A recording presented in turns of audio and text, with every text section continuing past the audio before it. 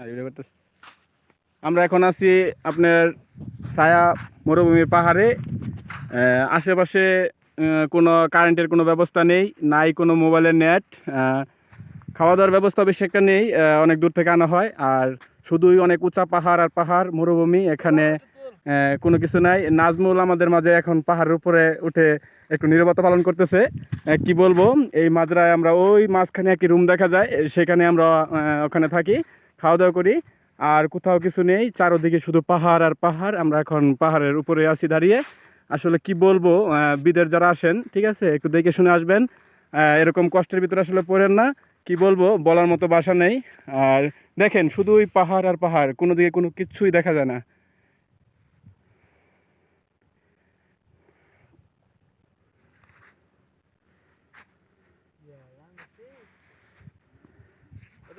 এখন সূর্য ডোবার সময়, তাই দেখেন আমরা সূর্যের কাছাকাছি চলে আসছি, একদম মনে হয় যে সূর্য আমাদের হাতে।